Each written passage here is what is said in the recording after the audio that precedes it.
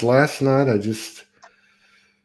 I was at a friend's. I was at a friend's house, or soul family. Yeah. Over here that we know, and his dad came over, who's 81 years old, and lived a very colorful life. Nice. Very nice man. And we just talked. He's into QAnon, and he's for 81, he stays up on a lot of stuff. Hello, Periscope, Dell. Mm-hmm. Nice to see you. So anyway, I came home and Morgan was already tired, so we laid down and connected, and that started coming in. And then the next thing you know, she's asleep. So I got up and I just came in here to the laboratory till about 5. I fell over.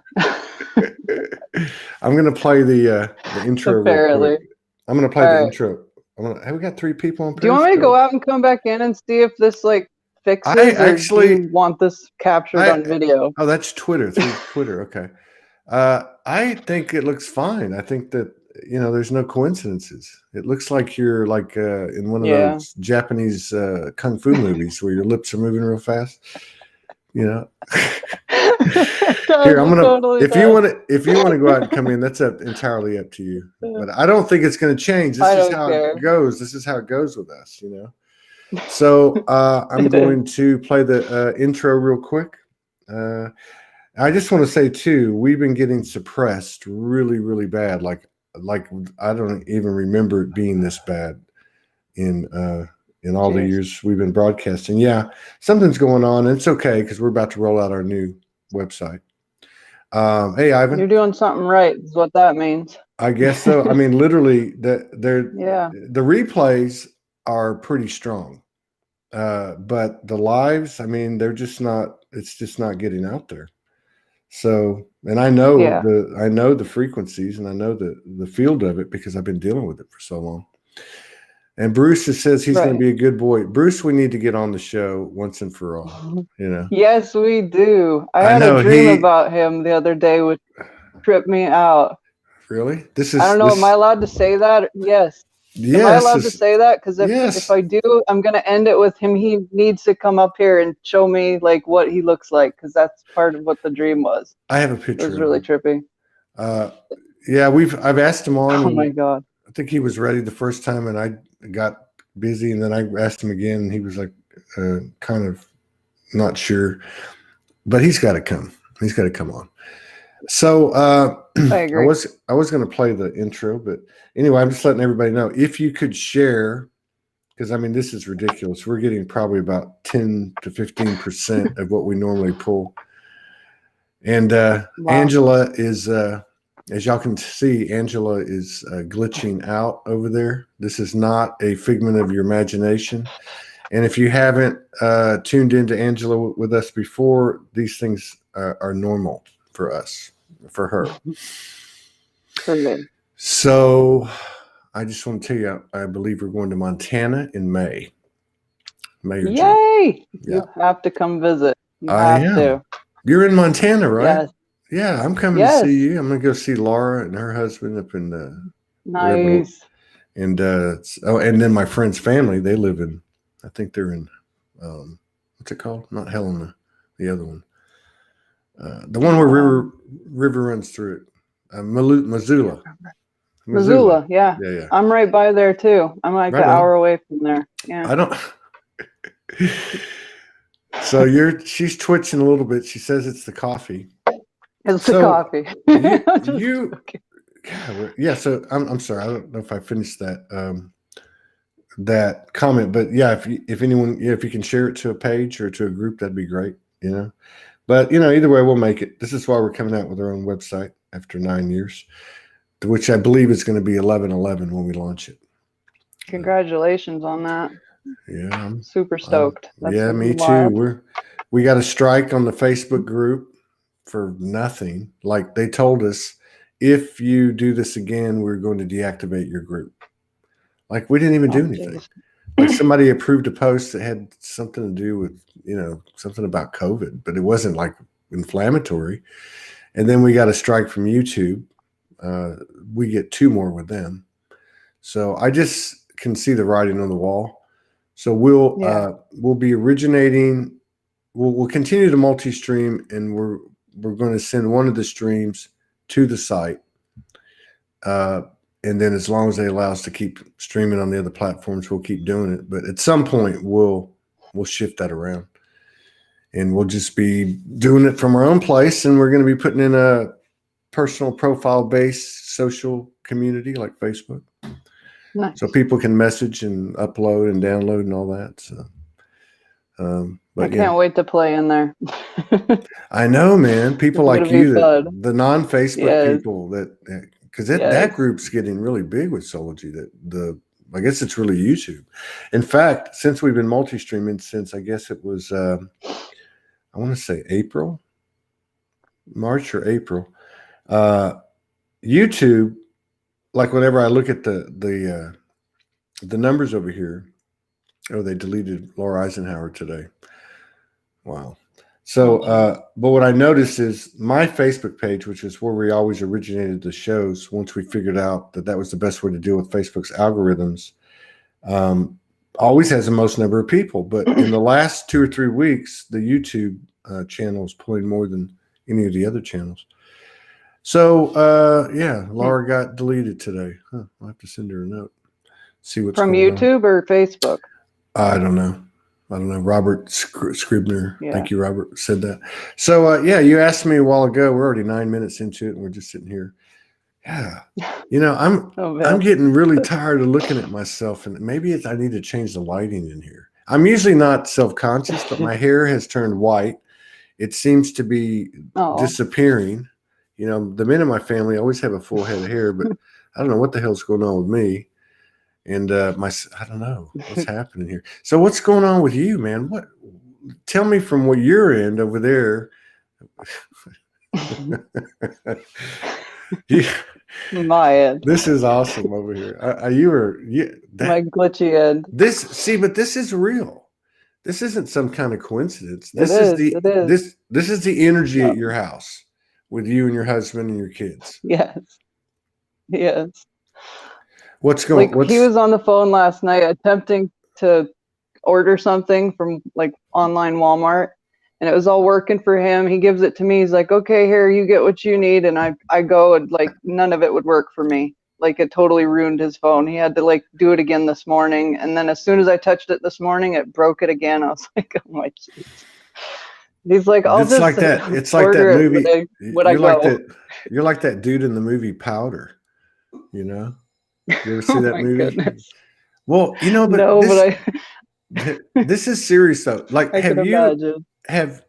So has your husband or yourself or your kids noticed any anomalies, anything strange about you or your body? I mean, have they seen your light body? Have they seen crystals? Have they seen you walk through walls? I mean, I know they see you talk to the animals and all that stuff, but I mean, has anyone noticed? Our regular around here. Yeah. Yeah, they do. They notice stuff. They one day I was outside. It was when we were at our rental in between moving to this place. We had sold our house and moved to a rental. And I was standing outside and I was doing some kind of meditation, something, I can't even remember what. It was one of the things your guys' group, how you just randomly will have some kind of activation or some kind of, thing on your shows.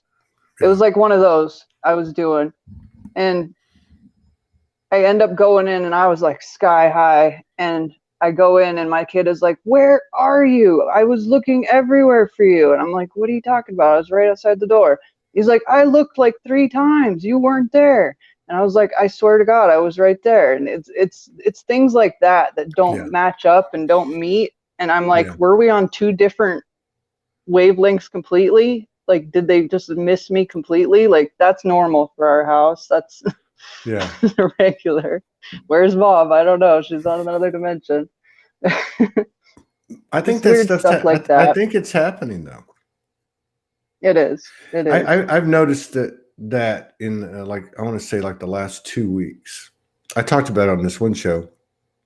I had a glass of water, and I only drink out of these bottles. Yes. So I'm one of those that just turns it up and drinks the whole thing. But anyway, so I drank the water, and then I looked back down, and the water was half full. And I'm like, no, but it wasn't just that. It was now that was the one time in the last 2 weeks where there was some kind of physical evidence. But what I'm noticing is there's like a I don't know how to explain it, like an atmospheric alteration, like, and it happens like that. Have you ever had like I used to take sometimes what's that stuff called, naxiproxen, Aleve, I think is what it's called, for inflammation. And so when I first would take one, I'd take it, and about 10 minutes into it, all of a sudden I could feel my blood pressure just kind of drop, right? It was kind of weird. It just be a second. It'd just be like that. And that's kind of what's happened a few times over the last couple of weeks. It happened last night. I was leaving my friend's house. I drove across the river to go to the store, and that happened. It was like, it's like a pitch. There's a change in the tonality of the atmosphere, and then there's almost like a pressure change. And I'm like, what? And it kind of lowers or hires. I know what you're talking about. I've had that before. It's super weird when that happens. Do you know what that is exactly? No, so I'm not sure what that is either. I don't know what it is. To me, definitely changing all over the place. Yeah, to me, it seems like like you're doing, like it's a glitch, like it's glitching, like you're there and then you're back. You're there and then you're back. Yeah, it's. I've also had it at times where it seems like it comes in, or sorry for cutting you off, where it seems like it comes in, and I've had like I've asked my guides, what is that when it happens? Like I'll be sitting there eating dinner with my family, and like all of a sudden it feels like something just was like lowers from the higher realms, and then your air like feels thicker. Do you know what I mean? Like it feels like there's more people in the room than there was a minute ago. Okay, now we're getting somewhere. So obvious. Yeah, now we're getting somewhere. Like that, I think has something to do with it as well. But I always asked them what that meant, and the only thing they would give me was change of guard, like change of people that are hanging around you and watching you, observing you, whatever you want to call it. So I got change of guard. Okay, so now we're getting somewhere. Yeah, because I can feel it when it happens. It feels thicker. It feels thicker. Yeah. Like it feels like something happened to the barometric pressure, like when a storm's coming in. And it's almost like the air's water. Yes, it's thicker. Yeah. Almost like you're going to be looking and you're going to see pixels. Like it's more visible. So the other thing you just triggered in me, not triggered in a bad way, but so this morning, what did you just say? Let me pull the stream back. What I got this morning, okay, as I was preparing to go on this radio show, which was a trip, I got that's what's happening. I wasn't even thinking about this. I was just sitting here, and basically what I was being shown or told was that you're seeing beyond visible light, but that's not really the way to put it. You're sensing beyond the five senses. They're enhanced, and you're seeing more, but seeing meaning feeling, whatever the clairs are. That's kind of what I got this morning. Yeah. Similar to what you're talking about. Super cool. Yeah, that's not her camera wigging. That's just her energy. And that's the truth, y'all. You think I'm kidding, but it's not. Every time we do a show, there's always something happening. So what kind of intel you been getting lately? You seen any centaurs? Yeah, lots of it actually. It's just been rolling in nonstop, like one after the next. I was trying to pinpoint which one they want me to talk about today, and I'm asking them now to help me say it correctly in the best possible way. What's been highlighting for me the most, I would say recently, not just this week either, just probably this whole last year, is being very selective and like, who are you attached to and why? Like, who are you helping and why? Like, who do you consider in your circle? Who do you consider co-creating with, basically. Are they doing it where everybody's linked into source 100%, or are they not? Because that's showing me, like with my oldest son, he was my favorite. I'm sorry. It's just everybody knows it. And he was my most challenging one, of course, as well. And that's your payback. I learned so many lessons from this kid. It's freaking ridiculous. But one of the things that I noticed was he would go out and try to learn his lessons. And I'd be like, I didn't know I was doing this on purpose. Like, it was just my mother part wanting to take over and be like, protect your kid or keep him from stuff or whatever, you know. And when he was younger, and this was like years ago, and I noticed that by doing that, I was keeping him from his lessons. I was keeping him, like, my field being around his, I got bumped and he wouldn't get bumped. Yeah.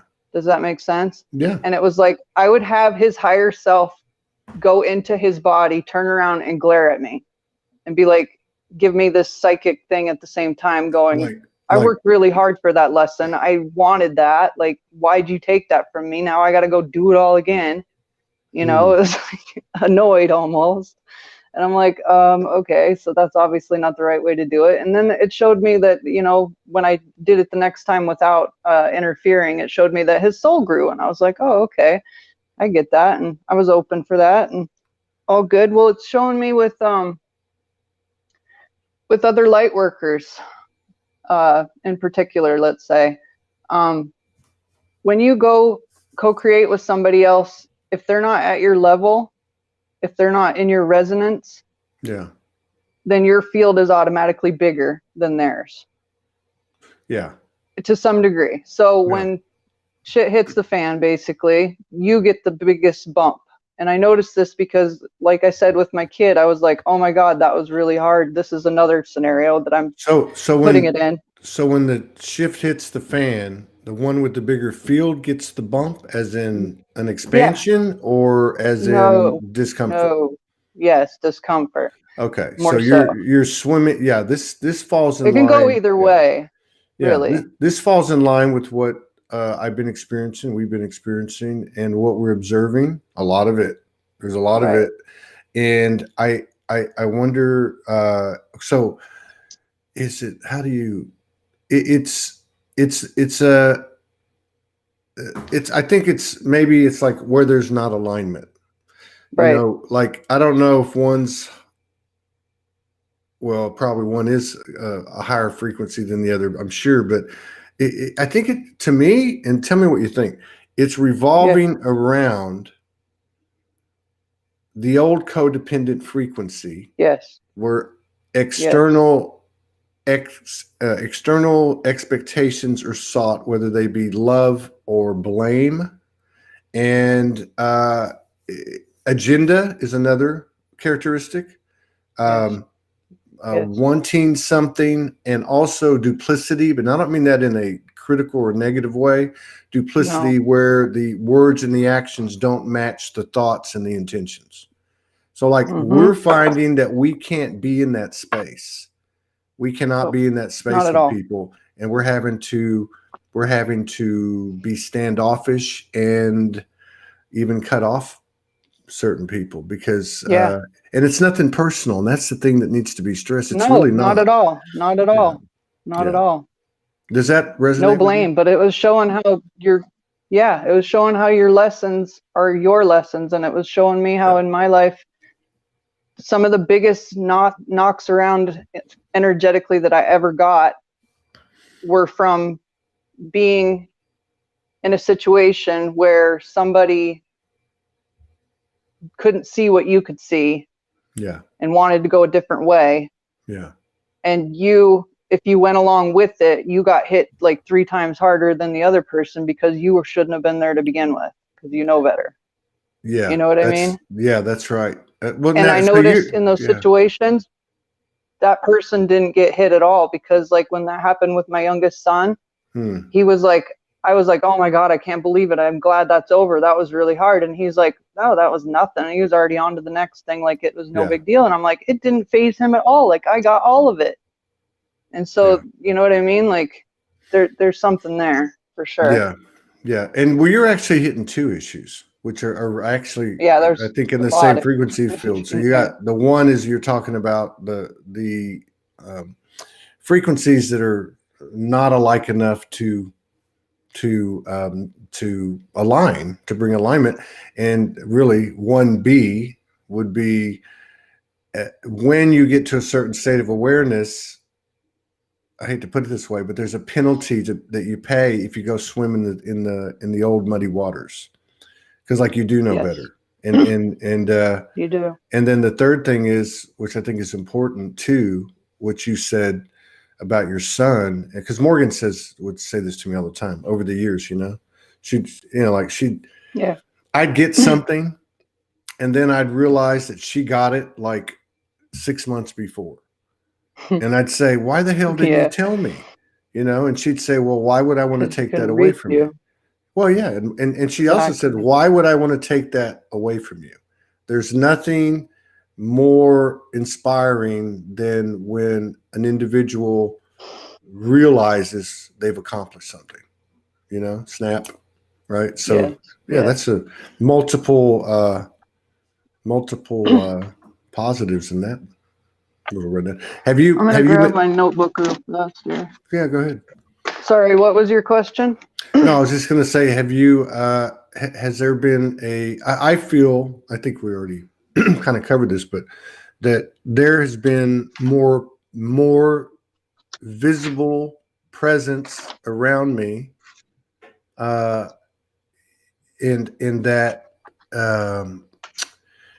I don't know, like you were saying it earlier, like you feel like there's more people in the room. I feel like that. I feel like that. I don't feel it like I can see it, but I feel it like I can feel it. And the feeling is not like a normal feeling. It's more like, hey, I can tap this aspect on the shoulder over here sitting on my left, and I can dive into the morphic field of healing my body or something, or like I feel like the information is really close to me. Like it used to be like I got to go astral, I got to go swim the cosmos. It's like right here. Yeah, it's like right here. And that's been coming in. That's been coming in for the last week or so. Cool. This very slow, subtle kind of thing. Do you think it has to do with Halloween or the full moon, or just where we're at? Man, I don't know anything about that stuff. I know, right? Well, there's a full moon. There's right. I saw that last night. I thought, I didn't even know that crept up on me. No wonder Morgan can't keep her hands off me these last 3 or 4 days. I'm just kidding. It's the other way around. It's the other way around. I know. That's what she always screams at you. It's you. She kicked me out last night. Oh. Well, I went back in the room because I was down here. I couldn't sleep, so I stayed here till 5. Then I went in the room and I woke her up. So about 6:30, she's like, "You need to go to the other room." You don't mess with the ladies' sleep. I don't know if it's got to do with Halloween and the full moon. I don't know, man. But look at everything that's building up. So you got the full moon, you got Halloween, you got this election, and I think that regardless of how the election goes. I love Franco's intel. I don't know if you saw the show the other day, but he said either way it goes, it ends up in the same place. And there's a 2 to 3 year timeline on the total deconstruction of the system itself. So this is it. Nice. Of course, there'll be a lot of chaos on the way, you would think. But what I'm saying is, whatever happens, I think there's going to be, I got to be careful what I say. I wouldn't be surprised to see a spike in the chaos and control, but I don't think it's going to be something that can supersede the level of collective conscious expansion that we've had and will continue to have. I really don't. Yeah. I'm really feeling like we're going to make a big stride, and I think from the what do you want to call this? The light worker community, the light worker circles. Yeah. That it's going to gain more attention, you know, like it's going to become more well known, because I don't think it is right now. That's why I'm looking forward to talking to David Icke and Yeah, explain because to you him guys are like the realest. Yeah. You guys are like the realest intel in the world right now, if you ask me, is coming from your show, your platform. Like, think about it. Nowhere else is all the voices heard of what's actually going down in people's lives every day. You know, like, there's got to be other ones. The whole out there. spectrum is heard too, because you got David. No, I've looked. They've really. They've showed me. Yes, like when I first got online, I wasn't online at all. Period. Yeah. Like they just showed me the date the other day.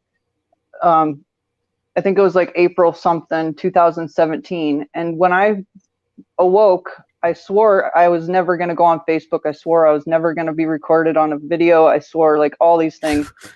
And I'm doing every one of them, even though I don't want to do them.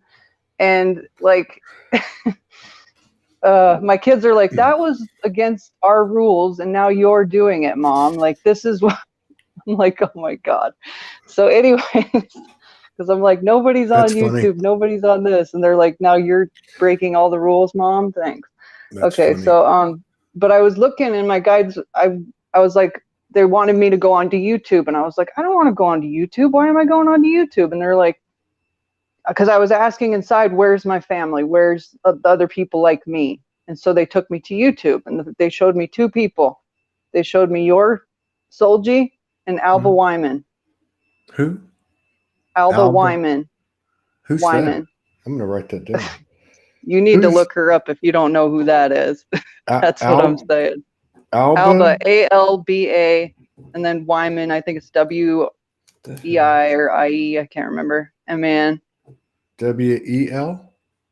What'd you say? No, like W, it's either EI or IE, I can't remember, and then MAN.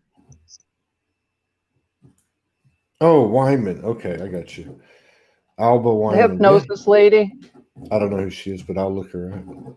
So they showed me that, and like, wow, that's trippy. It was really, really imperative that like I watched all these ones, and the Alba one ended up leading me to other people like me, literally.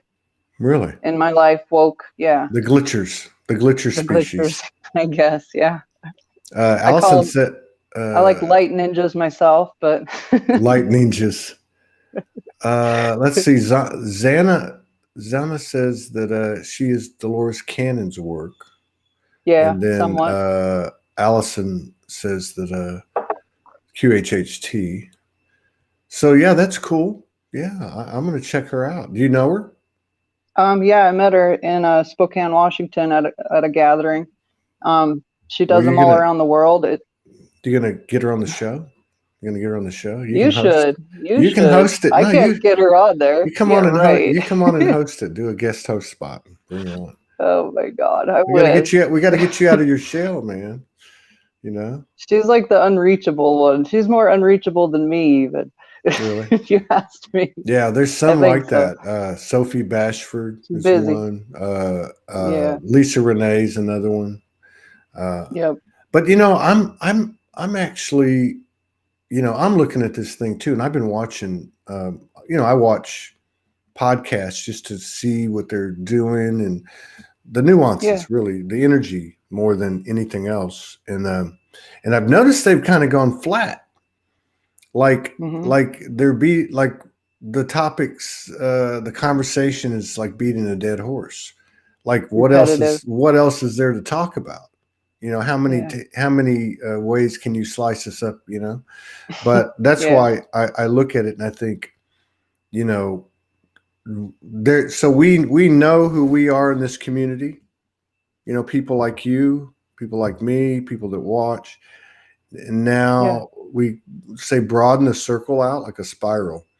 And I think that's where the David Icke thing is going to help us, is to start bringing the disclosure part of the neighborhood and the conspiracy part of the neighborhood. Nothing wrong with those things, and to start have discussions. and bringing it back to the I am soul, like bringing it back to, okay, well, this is all happening. We know that, but what do we do now? Right? Like, how do we learn to glitch like our sister does? I see you guys merging all the different fields of light workers. And it's like, I don't know, I've seen with what was her name again? Magenta Pixie with Eisenhower, Laura. Like, they breached two worlds that used to like despise each other. And I feel like with you, with the David Icke one, you're doing it again. And I feel like every time we do one of those, like what I've noticed lately is they are woke to the level that they're supposed to be woke. And you can't say that they're not woke. You know, like it doesn't matter which path you get there. There's a path for everyone. It's like unlimited palette. Choose whatever road gets you here, you know? Yeah. I just see it as different ways of walking the same thing, just unique to you, you know? Yeah, true. You could have little pieces of each one and walk through them, but, you know, where do you end up? I feel like we all need to like merge together somehow, you know, more so. And I feel like you're doing that with the David Icke show. Yeah. If you ask me. I'm proud of that. I'm hitting my knees about it every night. I even started. Well, I am, because there's a part of me that thinks the shoe's going to drop and something's going to happen. But I know it'll all be cool. I think something good's going to happen. Oh, yeah. I do too. I just, I go into I don't know why. I always, of course, do everything spontaneously. And I'm driving down the road 2 nights ago. I ran up to the store, and I start going into, because I do go up and meet them, like in everybody. Yeah. Like even the first time I started connecting with you, I went up and higher self to higher self. I felt it. And I can tell you about that sometime. There's a story there, by the way. I don't doubt that. That's a cool one. Keep going. Yeah. Keep going. No. So I've done that a few times with David Icke. Like I went the first time I went in, I went to see why did he say yes? And I got to see all that, which was kind of cool. It was the letter that Leilani put together that was very good. And then it was also, he went and looked at a couple of shows. So I thought, oh, that's really good, because then he can see, but what happened was, so 2 nights ago, I took a drive, and I did that. I was driving and I did that, but I started talking, right? Nice. And I went into this introduction thing, and I was literally had to snap out of it because I forgot. I left my body. I was like in that moment, I thought I should have wrote that down, but yeah, it'll all go good. So, cool. So what's what is the latest intel? And all right, I got one more. Do you know where we're? Yeah, you tell me whatever you got. Just give us the. All right, cool. All right, I got that. I noticed that there's at least four. I'm sure there's probably more if you picked it apart, but there's 4 ways that I personally walk, or they're like, careful how you say this, around, through, under, or above a trigger. Do you want to hear it? Yes. All right, so the difference between them is like when you're in it fully, you're triggered and you're participating, and you're usually making it worse, okay? When you're under it is when you ignore it completely due to fear or being scared of it. You act like it's not even there. Going around it is when you're aware of it, you're triggered a tad, but not acting on it. You're a little on guard, but you're able to still think rationally and feel your way through it, and usually not make it worse. You're kind of holding yourself in check. Above it is when you're not triggered at all. You're seeing it for what it actually is. And you're only making it better by your participation if it's even needed. Yeah. It has no control over you as a person, and I'd say it's fully healed at that point, inside and out. I like that one. That one sounds a lot more doable. So back to what you were saying in the beginning and what you just brought with what you just said, there has been a lot of acting out and projection like never before. And, and I've noticed that in my own case, which means it's got to be out there and people got to be doing it, what you're describing, the over, because it's become a lot easier for me to look at it from that higher vantage point and not be pissed off. Yeah. Right? Like I'm actually with less effort coming to a point of compassion. And I'm not saying this about myself. I'm saying this because I think this is the level of accessible potential that we have before us. And I think a lot of people in this community, people like you are working with that energy, which is a good thing. This is a good thing. This is a great thing. Cool. Really, because I mean, you look. Magenta's a friend of mine. Laura's a friend of mine. They, at least contemporaries, been on the show. I've met Laura in person. We spent some time together, her husband and I. But even these high profile people that have been out there leading us for a long time, everybody's being affected. I can see it. I can see it in their posts and their videos. This is not for the faint of heart. No. This is the hardest walk I think I've ever lived, honestly. Like the stuff I've went through in this life, I wouldn't wish upon my worst enemy. Mm-hmm. You know what I mean? Like just not even on a bad day, I agree. And and I think and I brought up those two beloved sisters, but I could bring up many other people, including myself. Yeah. But what I'm trying to say is there's so much distortion, and it's so what, cartoonish. I mean, it's just so it's like a false flag frequency on steroids. Like you're looking at it going, come on, man. And I think that's causing some of the projection, some of the fluctuations in balance that are seen through, evidenced by the expressions people make, posts, videos, and whatever. But I think it has to do with our belief systems. Like I'm watching prominent light workers hold on to belief systems like a pit bull holding on to a burglar's leg. You know what I mean? I mean, it's like they're not letting go. And I think that's what I see as being the driver for, what we're watching out there. I don't know. What do you think? Yeah, I agree. It's almost like it's really obvious which ones still have some work to do and which ones don't. You know what I mean?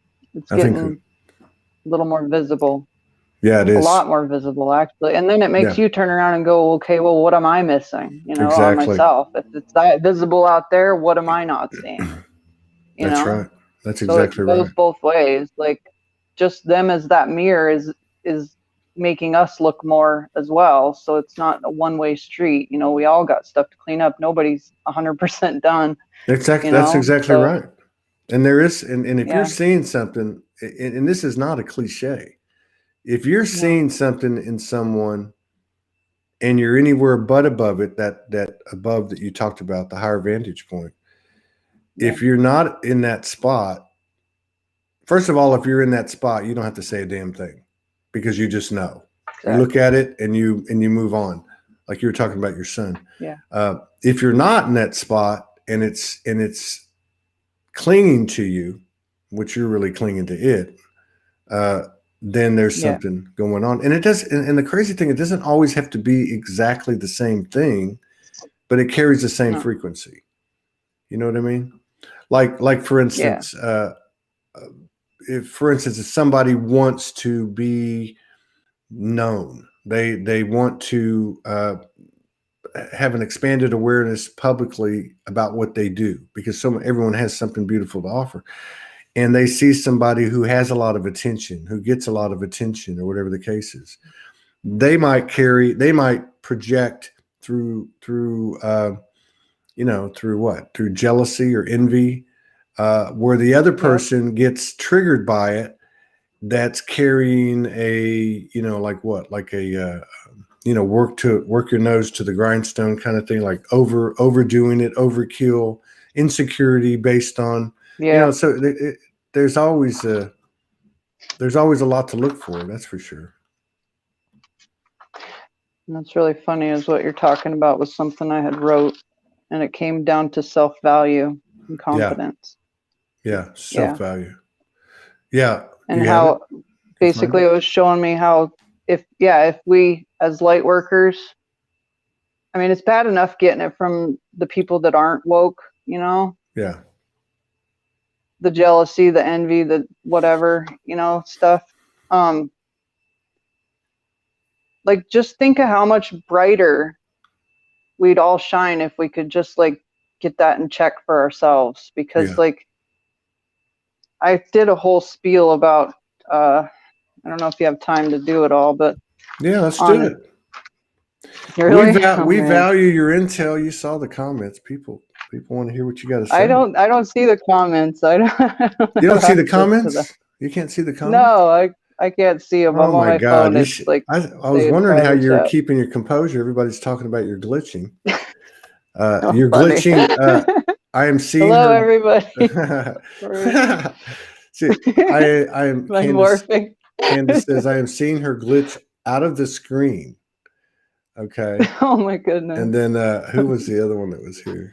Yeah, she's like, holy. Yeah, and Delia says that's her energy. It is your energy. Anyone that's tuned in before. It is my energy. This is why I haven't been seen before and why I haven't made any videos. This is my process apparently that I gotta work through. You know, that reminds me, there's a movie where the person's glitching. I can't remember what it is. If I really look at you, like if I don't take my eyes off you, it's almost hard to look at you because I feel like you're gonna disappear. Stephanie Lynn's 12-year-old son. Stephanie, see, this is the real deal here. Stephanie Lynn's 12-year-old son just said, "Mom, look, she's teleporting." Oh my God! So, but no, there's a movie. The aliens want to say hi. That's trippy, man. I'm trying to get it on the camera. Oh, there we go. That's my little naked butt alien. Check him out. I want one of those. Where did you get that? At a garden center. You got to go to the garden centers, the little garden stores. They got all the cool little things. Man, have you got dragons too? Oh, let me see the dragon. I'm gonna show you those. Oh, that's cool. Dragon. That's very cool. Glitching around. Look how much glitching he is. So what are you talking about? I swear he don't glitch in real life. He's an extension. I can imagine your kids bring friends over and they're like, "Hey, what's up with your mom, man?" I'd be like, "Man, that stuff we hit before you came in here must be good. Your mom's glitching." Oh man. So I was talking. All right, you want me to go back to this? Or yeah. Okay, go ahead. Go ahead. No, you go. No, go ahead. Say it. I want to hear it. No. I was going to another subject. We'll come back to it. We'll come back to it. Tell us. Are you sure? Yes, absolutely. I like to hear what you got to say too. All right. I'm being extremely brutally honest here. If I offend anybody, I apologize. These are my own personal notes that I use to better myself every day. Right on. Like I said, I got notebooks. I usually burned a lot of them in the past because they were too dark and I didn't want anybody else reading it. And so in the last year and a half, I got a stack of them about this high that I've kept, and I just write what I'm getting. So I have lower back pain, so I feel like this is helpful for anybody that might be suffering from any kind of lower back pain as well, and anybody that's maybe working on confidence. All right, so I was shown one of the nights when I was standing smoking at the window that the energy of let me see, trauma or traumatic residences.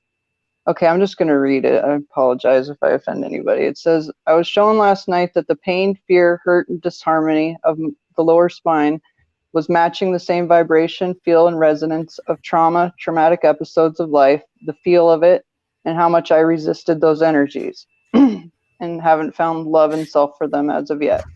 So there's something there to heal, and that's what I'm doing. So I started, and this is where I got.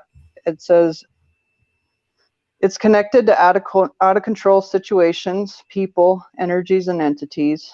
And what that means to you personally is situations where it's out of your hands, where it's out of your well-being, where your well-being is at stake, at risk or attacked. It's out of your control, whatever. Nothing you can do about it or fix it. It just is. And so it reminded me of situations in my life where something wasn't justified, necessary, asked for, they didn't deserve it, usually didn't fight back, didn't want it, you know, and that kind of situation. I'm saying this as cleanly and properly as possible. And don't hold back. Go for it. Don't hold back. So it showed me how people that are, I would say, severely traumatized and broken from this world and just, you know, living here in general, lifetime after lifetime. A lot of them, like, there's different levels of the dark. There's different levels of the light as well. And I would say that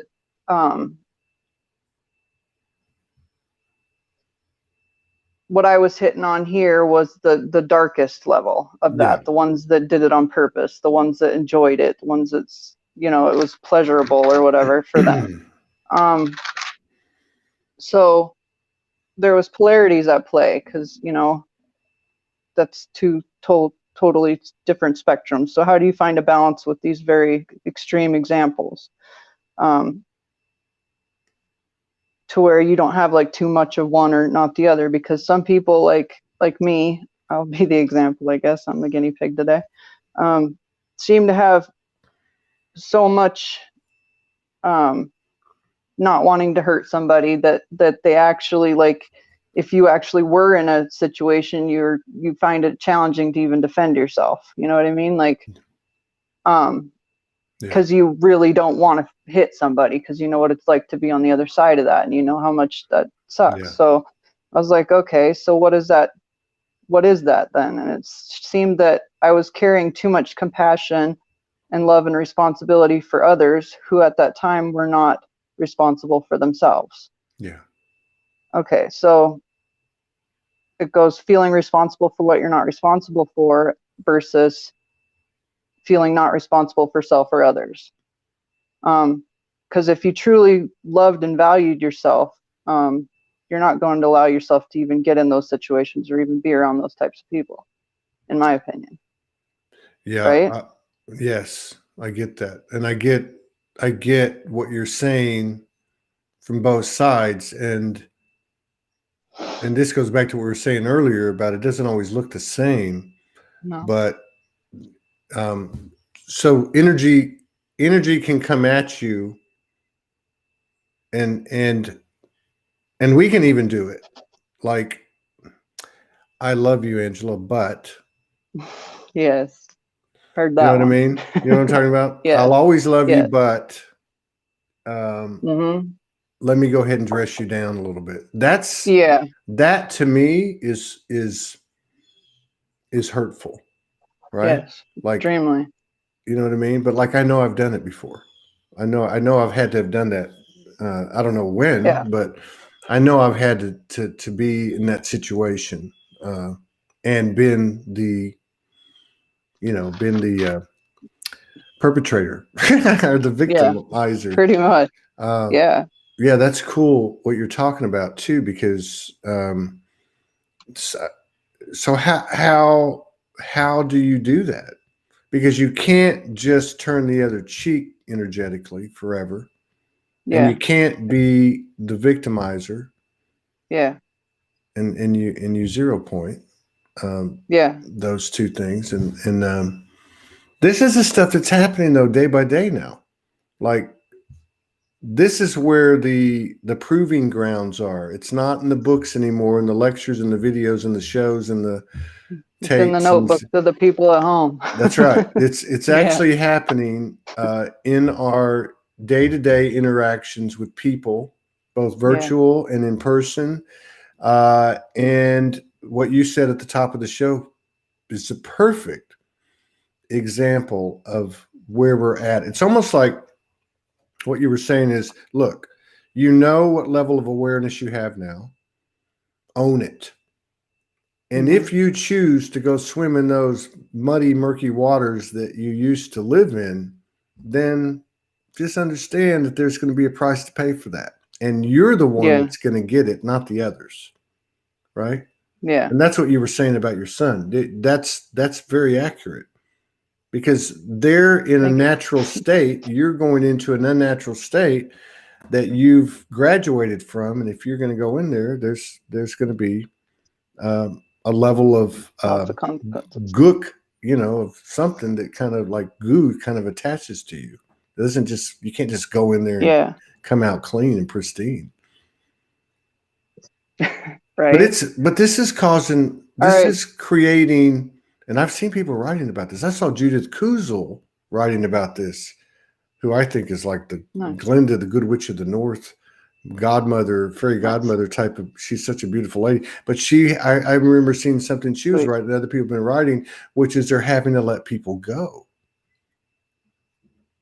And that's where I'm headed if you want to hear the rest of it. Keep going. Want me to keep going? It's kind of long. No, keep going. Long, we're good. No, we're going. All right. So really the people that seem to be the darkest are the most lost, the most broken, the most hurt, the most shattered in soul, mind, and body. And the people that play in those scenarios where, you get drug into that stuff, that's how it keeps repeating. It showed me was, how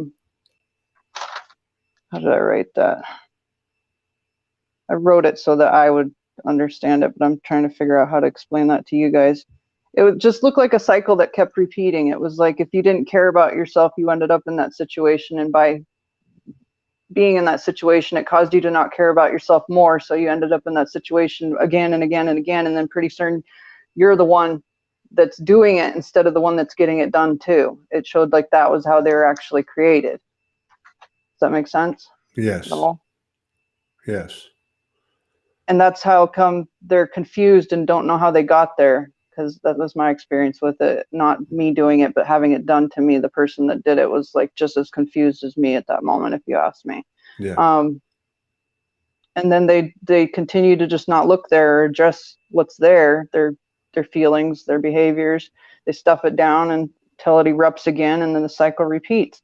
And then more people get broken and fractured and changed in the process until you begin to look and examine yourself and others, until you learn to value yourself properly again, or at all. Yeah. So it was really about self-value. And it's funny because Leilani's video that I was watching with you brought up self-value that day too. And it was like my guides were like, which one do you want to go for?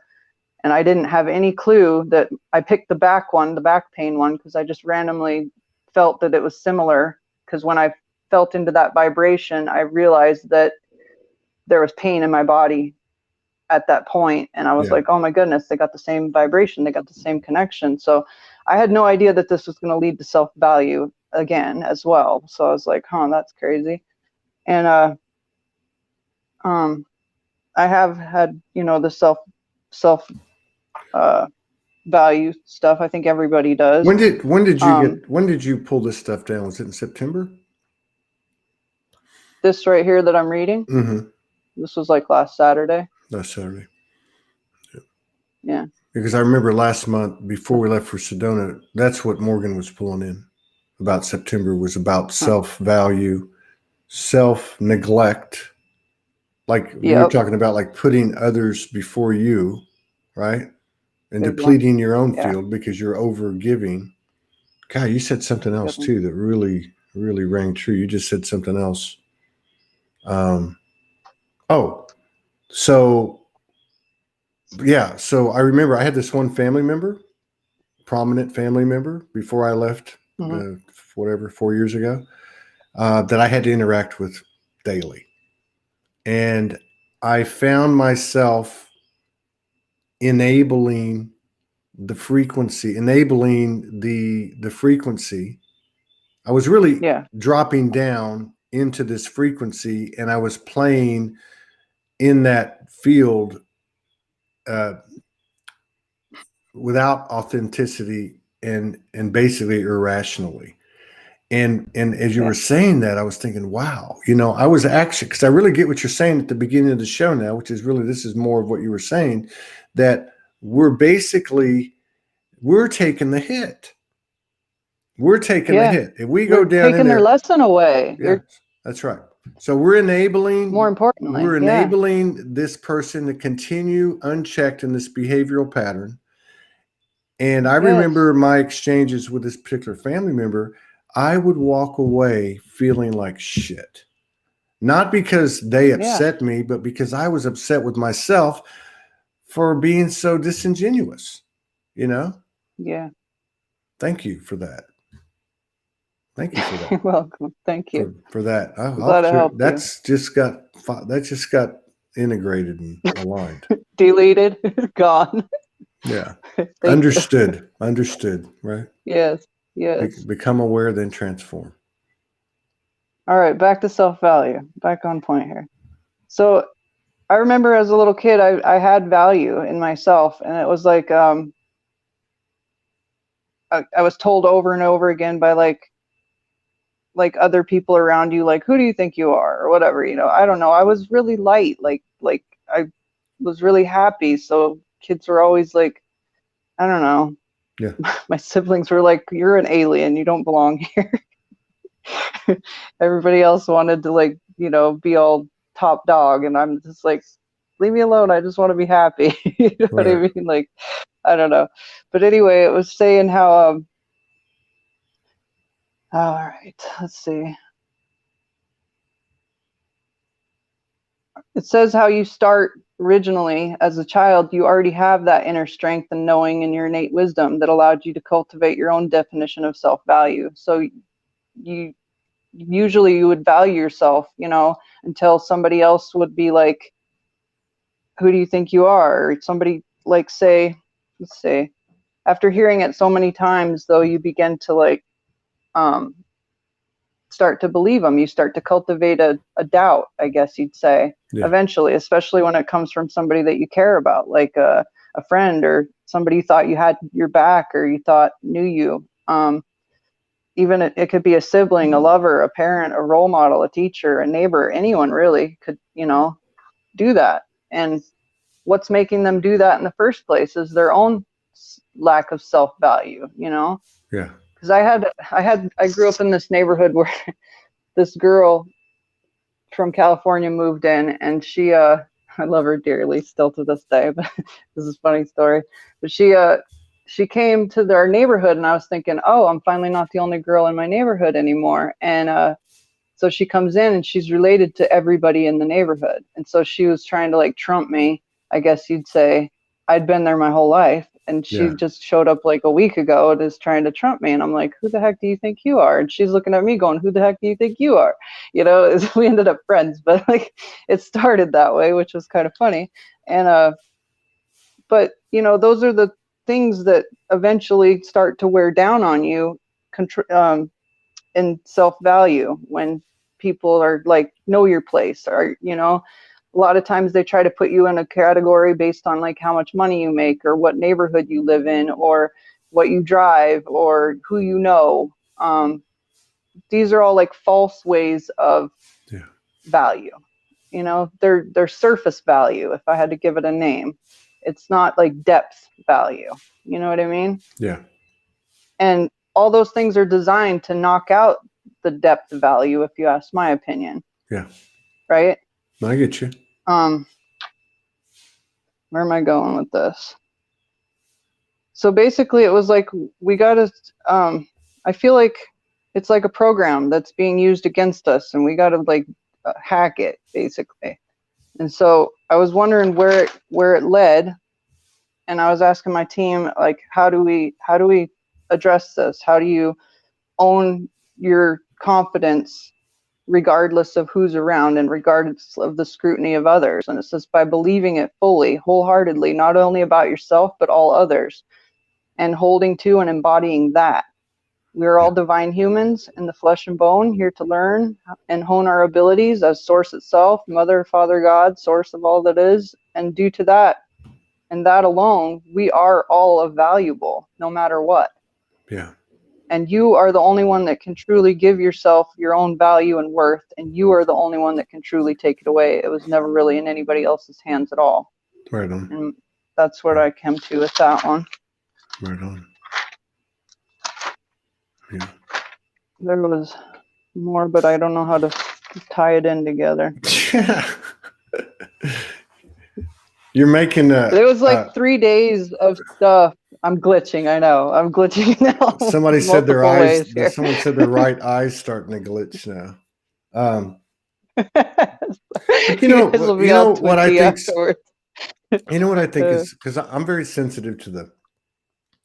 I mean, we're getting suppressed right now, but I still have a pretty good feel for the field in terms of.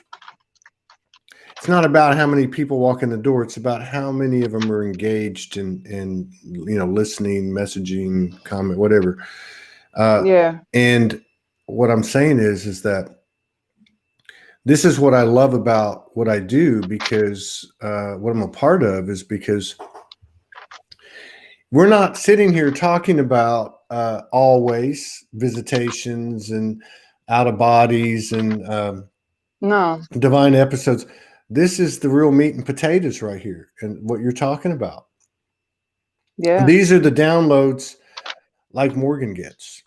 The downloads that actually create a path to embodying the sacred wisdom, and from a functionality standpoint, as a human being, being able to walk through life first with that expanded awareness, and then translating into more ease and grace and fewer bumps in the road.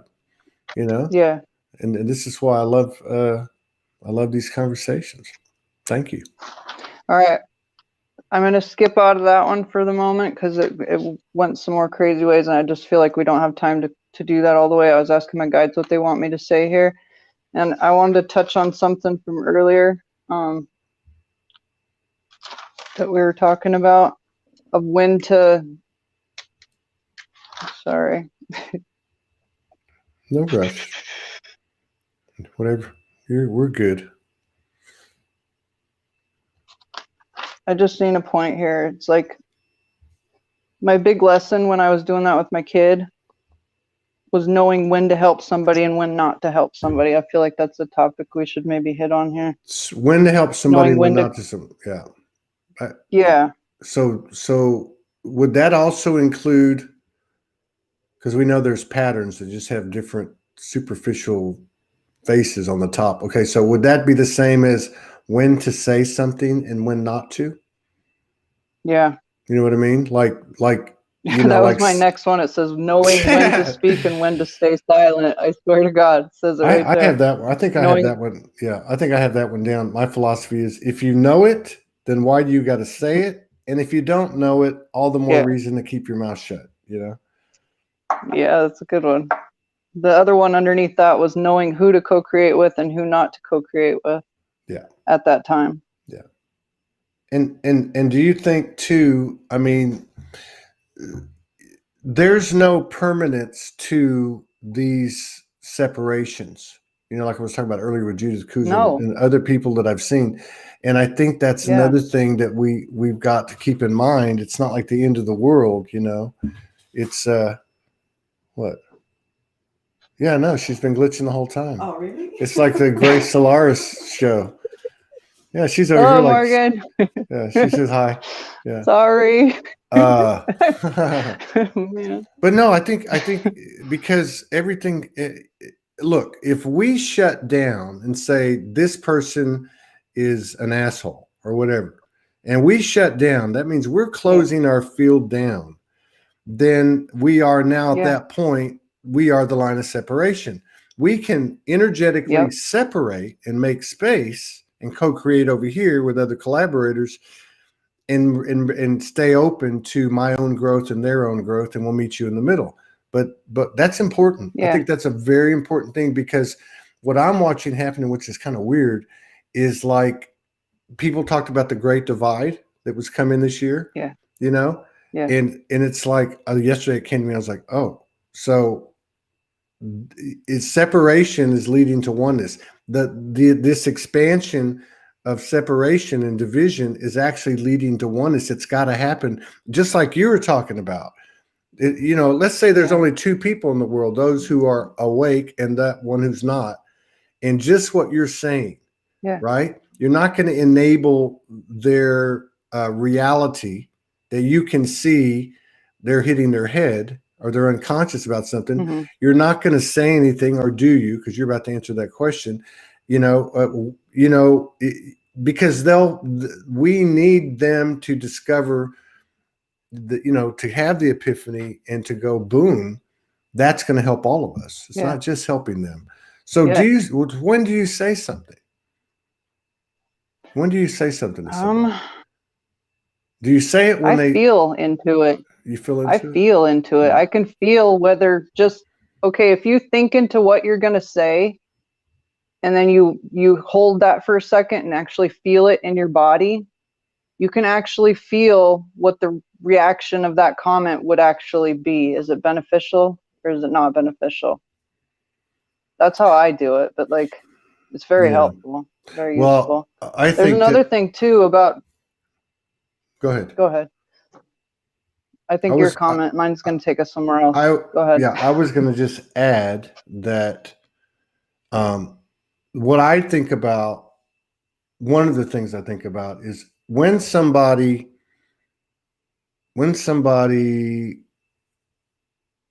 kind of what am I trying to say? A personal affront. They get personal or they do something that's not cool, right? Like it's but it's unconscious. They project on you. They project on you or whatever, or they say, hey, come join me in my bucket full of crabs and be one of us. Whatever it is. So my question, or that's where one of the places I'm at with it. Do I say something to them? Do I read them the riot act? Do I dress them down? Do I tell them go F yourself and I love you unconditionally? Or what do you do? I don't know. I'd say base it on what's inside of you at that moment. Are you going to be able to say it in a neutral fashion, or is it going to take you on a spin? No. What's it doing to you in that moment, I feel, is most important. How you're responding to it, and if you can walk over it, like I was talking about earlier, I'd say do something with it. Because if you remember my comment, it said this one usually makes things better. Whereas when you're in it, you're not making anything better. You're just I agree. That's one thing. Everything that's in the way, Yeah, that's a good advice, because that is one thing that I have gotten much, much better at. Is most of the time I don't say anything. I don't answer the message. I don't comment. I just don't, because I don't feel. I do the same thing. I don't trust myself in my own discernment, in my own judgment of whether I'm balanced. It's better for me just to pull back right now until I develop a higher level of mastery in terms of being able to know when I'm balanced and when I'm not. There's too much going on. There's too much, because there's too much going on anyway. Can you relate to this? It's like multiple streams 100%. Are going. So it's like, I think about it sometimes, like people, like somebody's hitting me up, they're saying, hey, let's do a show. And I'm like, like 6 months ago, I'm like, dude, we got like 200 people want to come on, whatever the case is, and instead of doing that, I just let it sit there, because there's all this stuff going around. And sometimes I'll look at my day or my week and I'll be like, damn, why are you always so exhausted? I really think there's a lot of energetic exertion by fielding all these streams that are around us. That's what I referenced light ninja as, because when that stuff's coming at you, I feel like you're a light ninja, like battling them all, or just like processing them all, really. In those times. I remember like two weeks ago, we laid down and Morgan went into her thing, and she was like, and I could totally get it, because whenever she does these things, I'm getting it energetically. I don't even always hear all the words, but she was like, okay. And I forget what the context was, but they were like, it's like you're in a video game, and this is in front of you, then that's in front of you, then this is in front of you, then that's so it's like you're just place to place, place to place. And I could totally relate to that because that's what it feels like to me. A lot like what you're talking about. Yes. Light ninja. Yeah, I feel like I'm a piece in a board game constantly. Yes, being moved around and wondering what moves after I moved, and what's different. All right, back to what my guides are asking me to address this. That something I noticed the other day was when you say something or you think something and you go to speak it out loud to another, of the people that hear it, nobody hears it like you did. Nor do they take it the way that it was intended by you. Yeah. Like we all experience it differently. No two are the same, only similar. Yet we all wonder where the confusion is from, Yes. No two people are actually seeing the exact same thing either, nor hearing the same thing that you said. And when somebody gets you, what they're saying is, it's like there's a level of conversation or thought that you normally have with the universe and your guides, all that is a perpetual conversation, let's say, that's always there, on and off occurring, even when you're having conversations with other people. And it's your own inner dialogue that's agreeing with whatever that person just said. And I've noticed that it ends up going somewhere in that person that's really got nothing to do with you whatsoever, or what you've been saying. Yeah. It's kind of ironic. It's kind of weird. And that leads into the other thing, which was my guides are asking me to address that no two people are the same twice. Have you ever had somebody that thought they knew you? I think that everybody has, and puts you in a category, and then they don't look at you from that point on. They just kind of just write you off. Glance over. Yeah. They write you off. That's what I was talking about. Yeah, that's what you out of that category ever. Yeah, that's what I was talking about earlier. I was saying I think we got to remind ourselves it's not on them, it's on me. So I think we got to if they do it, what can I do about it? Nothing. The more I react to them writing me off, the worse that's going to get, and the more contorted that's going to be. But it's on me. So if I say I can't collaborate or co-create with this person at this time, I'm going to go over here. I can't be concerned about how they feel if I'm being honest, direct, and raw.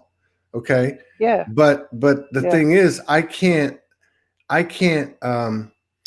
stigmatize them from my perspective. I can't do that. That's worse than what created it in the first place. That's just a perpetuation of more separation.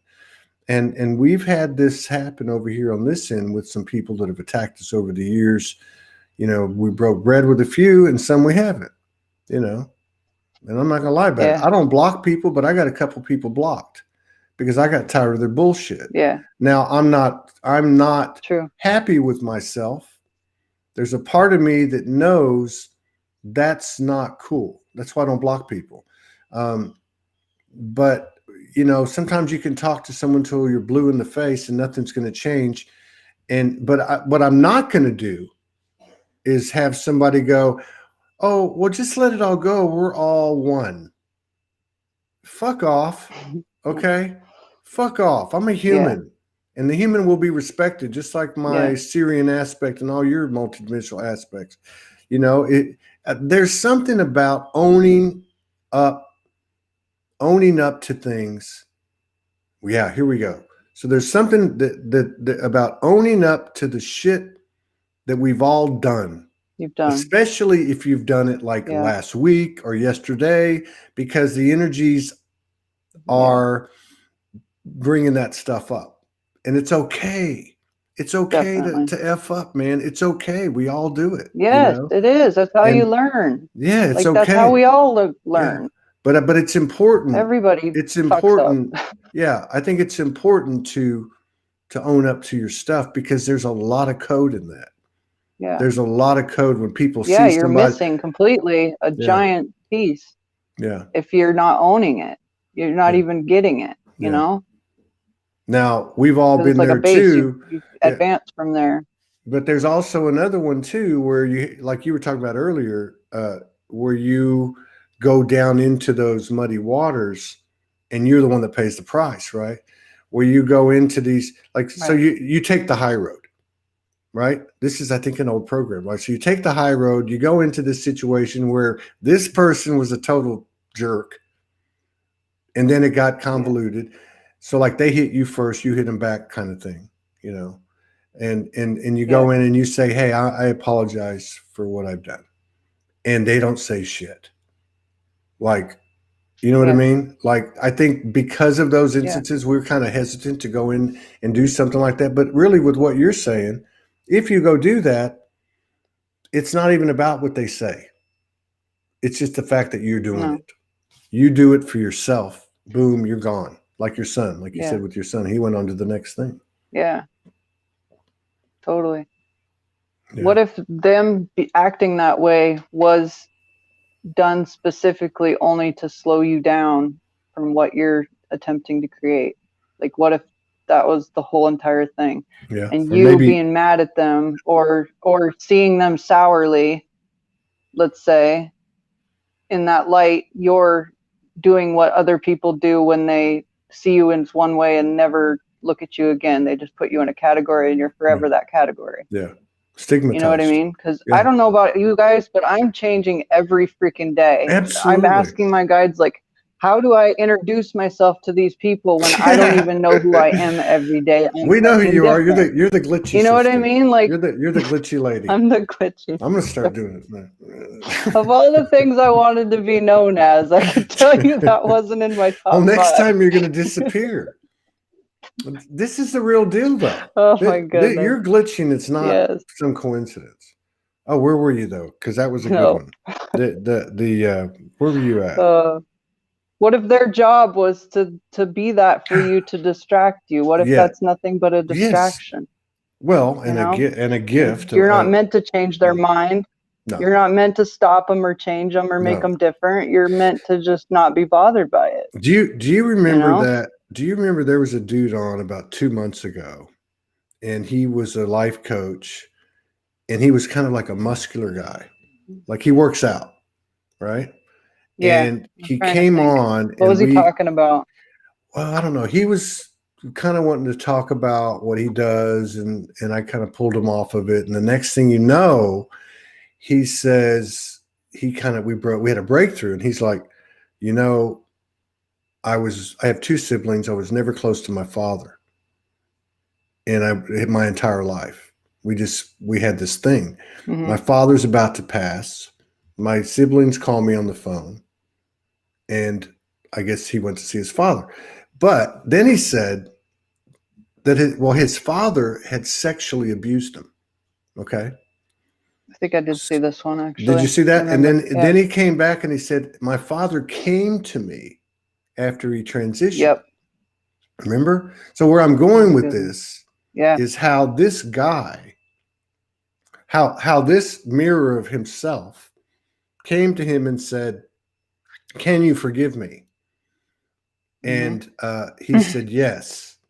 And then the father said, you know, when you forgive me, you're forgiving yourself. Like that, it seems like a mild anecdote, you know what I mean? But to me, that was one of the best examples of what a mirror is, what another aspect of you is, be it in the non-physical or the physical, and what that represents, and how when you do forgive someone, you're actually, you know what I mean? You're actually doing it to yourself. And for years, that always sounded like a cliche to me. Oh, if you forgive them, you're forgiving yourself. I'm like, what are you talking about? I didn't do anything wrong, but this is where we were. This is this is the separation programming, that they're different than me. Yeah. Like you said, you stigmatize them, you stick a scarlet letter on their blouse, and what? They can never change, you know? Right. But you're right. We are changing. Think about it. There's loop day. Too, you know? If you think about it, there's different stages, and what you see from that stage, that hurt version of you, is not what the healed version of you is going to see as well. And they're completely different spectrums, literally. Yeah. So like what this one doesn't see and sees as nonsense from this perspective, you know, to hear the answer for this one from this point of view, you wouldn't you'd be like, that's nonsense. That makes no way in hell would that be so. But like when you get up here, you're like, oh my God, that down there was such nonsense. And like, they're completely different, but until you walk it, you don't know, until you've walked all the different levels, because when you switch levels, like the rules don't apply. Everything you learned below that is now nixed and everything's brand new again. So like, I just see it as a bunch of different stages that everybody's walking through, like almost like a comical zoo sometimes, like where it just keeps going and going, and nobody can recognize where the other person's at. Because I can't tell you how many times over my life I was like, looking out like, look at those people. I wonder why they do that. Like people that talk to pets. That's an example. I was like, how could people talk to pets? Now I hear all animals talk. All my animals talk. My whole family talks to all our pets, like constantly. And they talk back, like physically and I swear psychically. And no doubt. I would have never seen myself as one of those people until you're actually living it. And I'm like, I see how it happens now. I see how this ends up happening. But like you can't see it from the one side. But I feel like everybody's at different stages, and we just got to chill out with the people at the other stages that don't get us and don't, because they will eventually. If they keep going, they will figure it out. You're just going into. I think you hit the turbochargers because your glitching just went into warp speed. Did you ever? God, this is not a coincidence. Did you ever see Max Headroom? Did you ever see that show in the 70s? He'd be like, I'll check it out. Max Headroom. Max Headroom. And he moved like you're. Oh, I'm gonna have to edit this piece out already. Yeah, we're gonna have a different. Zana says, imagine if she starts dancing. I'm not dancing. I'm not dancing. Yeah, we're gonna have a kind of unique show in 35 minutes. A guy named David Sandoval, Superfood for Superhumans. Everyone knows we're not a marketing platform, but it's kind of hard to, sometimes the lines get kind of squiggly. But we're going to engage him in a conversation of how he got into this. He's evidently very passionate about it and somewhat successful with it. So that'll be interesting. And then tonight, I believe at 2.5 hours from now, the second episode of The Word with the incredible Michael Mejia is going to take place. And the unicorn, Morgan Lee, who's rarely ever seen, will be his guest. So that should be really good. That should be really good. And I think we're going to come out this weekend, and we don't have anything planned, but I think I'm going to jump on and do some radio shows and meet with the people. Basically with Marina Govier, who's putting the website together, and really push it this weekend. And get this thing prepared, because it's I've known for a while that it's not going to be Facebook, it's not going to be YouTube, so it's time to get this thing going. I appreciate everybody's love and support and contributions and good energy. And Angela, it's always great talking to you. We got to keep doing this. Do this about once a month. We'll see what's happening with her next time we come. I would just advise you from this point forward, when Angela is going to come on, please do not take any hallucinogenic drugs before you come on to watch this show, because you will probably lose your mind and end up in the psych ward. All right. Love you. I'll see you later. Thank you. Love you guys.